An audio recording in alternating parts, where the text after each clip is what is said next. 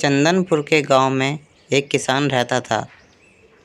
वो अपने परिवार का जीवन यापन अपनी खेती से ही करता था, पर काफ़ी समय से बारिश न होने के कारण उसकी ज़मीन सूख गई थी। इस बात से हीरा काफ़ी परेशान रहने लगा और ये बात उसने अपनी पत्नी को ही बताई। हीरा ने अपनी पत्नी से कहा, सुनो भगवान, इस साल ही हमारे गांव में बारिश ना होने के कारण हमारे खेत में बिल्कुल भी फसल नहीं उगी है। सेठ धनी राम का भी हमारे ऊपर काफ़ी कर्जा हो गया है। अब हम क्या करेंगे? सेठ धनीराम चंदनपुर का सबसे अमीर सेठ था। सेठ धनीराम सभी को ब्याज पे पैसे दिया करता था और सबसे ज़्यादा ब्याज वसूला करता था। हीरा की पत्नी हीरा को दिलासा देते हुए बोली, आप चिंता मत करिए, हम सेठ धनीराम से कुछ समय और मांग लेंगे।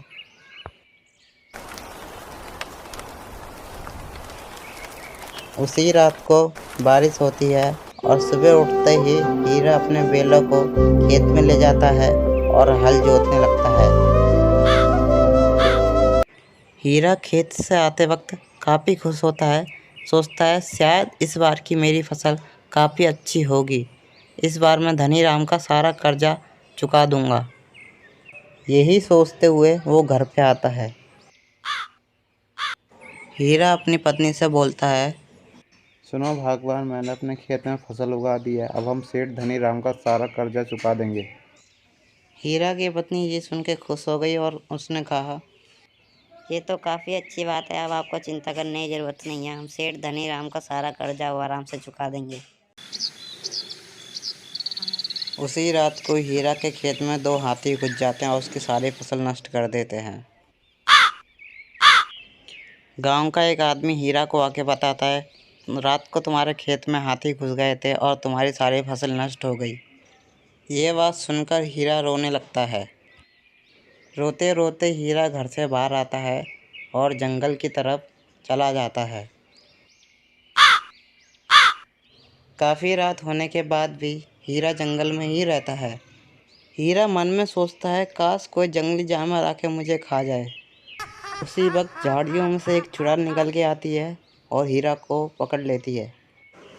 हीरा चुड़ैल को देखने के बाद भी नहीं डरता और चुपचाप उदास मुंह लेके खड़ा रहता है।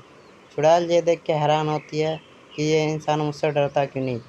चुड़ैल हीरा से पूछती है, तुम ऐसे उदास क्यों हो? तुम मुझे देख के डरे क्यों नहीं? हीरा ने चुड़ैल को बोला, मैंने अपने गांव के सेठ से काफ़ी कर्जा ले रखा है। उसी को चुकाने के लिए मैंने अपने खेत में गन्ने की फसल उगाई थी, पर रात को जंगली जानवरों ने आके उसे नष्ट कर दिया। इसी वजह से मैं जंगल में मरने आया हूँ।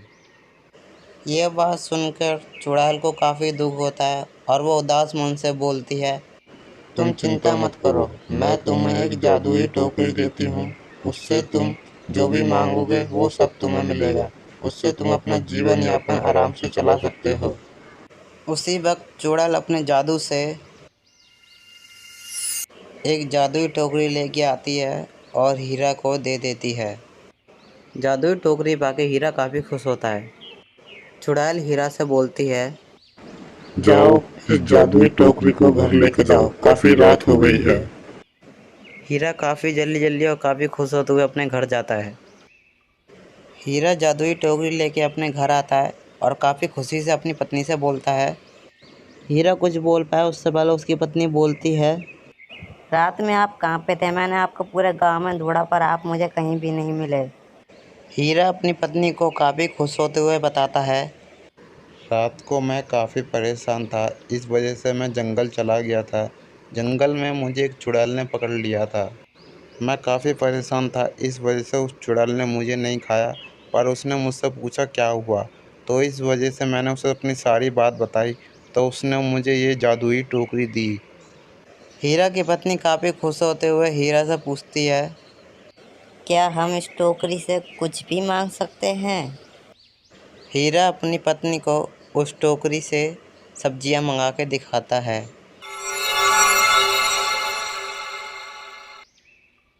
हीरा की पत्नी ये देखकर काफ़ी खुश होती है कि ये टोकरी सच में ही जादुई है। हीरा की पत्नी हीरा से कहती है, अब हम इस टोकरी से जो भी फल मांगेंगे वो बाजार में बेच के सेठ धनीराम का सारा कर्जा चुका देंगे।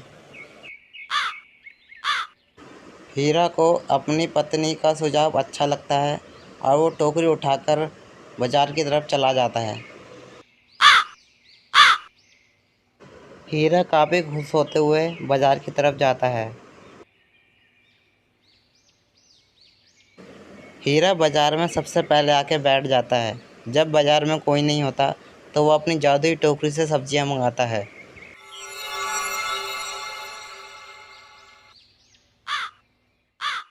हीरा की ठेली के पास एक सेठ आता है। हीरा से सेठ काफ़ी तरह की सब्जियां लेके जाता है। थोड़ी देर बाद हीरा से एक किसान और सब्जियां लेके जाता है। ऐसे ही हीरा सुबह से शाम तक सब्जियां बेचता है और काफ़ी पैसे जमा कर लेता है। हीरा काफ़ी खुश होते हुए घर को जाता है। हीरा अपने घर आता है और अपनी बीवी को काफ़ी खुशी से बताता है। देखो भगवान, मैंने इस टोकरी से सब्जियां बेच के कितने साले पैसे कमाए हैं।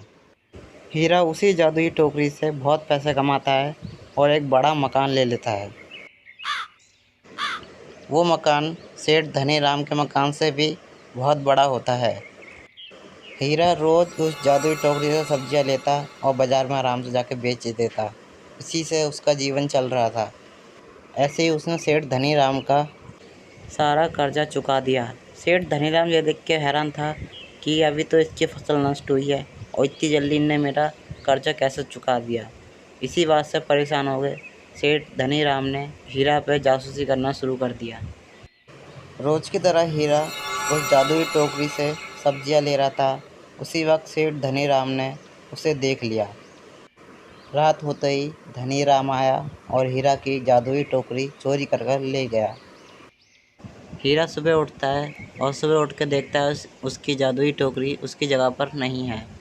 ये देखकर हीरा काफ़ी परेशान हो जाता है और ये बात बताने के लिए वो चुड़ैल के पास जाता है।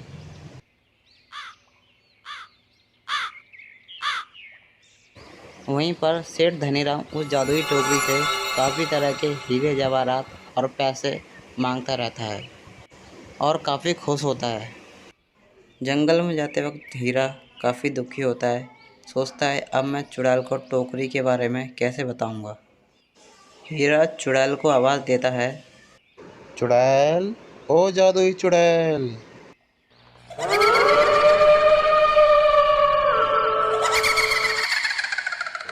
तभी डरावनी डरावनी आवाज़ें आने लगती हैं और ये सुनकर हीरा डर जाता है। आसमान से उड़ती हुई फिर वहाँ पे चुड़ैल आ जाती है।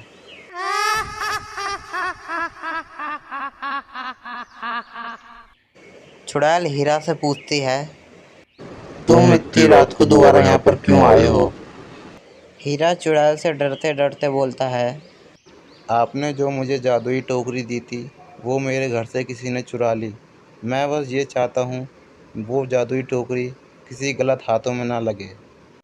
ये बात सुनकर चुड़ैल को गुस्सा आ जाता है और वो उस जादुई टोकरी के पास चली जाती है।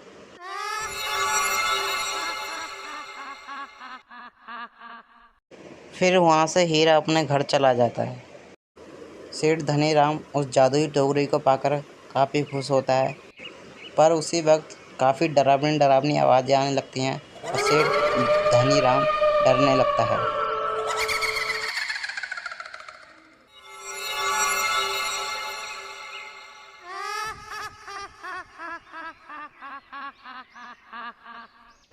सेठ धनीराम चुड़ैल को देखकर डर जाता है और चुड़ैल से पूछता है, तुम तो चुड़ैल हो, तुम यहाँ पे क्या कर रही हो?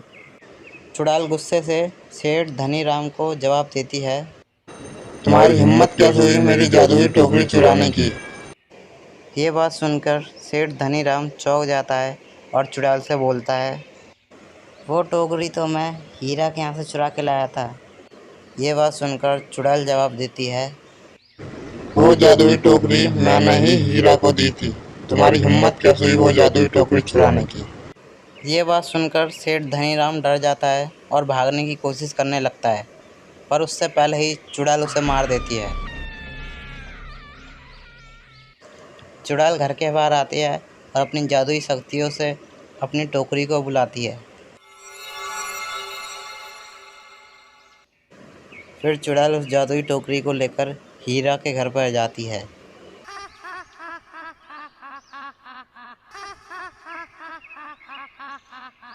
हीरा के घर में चुड़ैल के हंसने की आवाज़ आने लगती है और थोड़ी देर बाद चुड़ैल भी आ जाती है। चुड़ैल आते ही हीरा से बोलती है, ये लो अपनी जादुई टोकरी। अब सेठ धनीराम से डरने की जरूरत नहीं, क्योंकि मैंने उसे मार दिया है। ये बात बोलकर चुड़ैल हंसते हंसते अपने जंगल में वापस चली जाती है।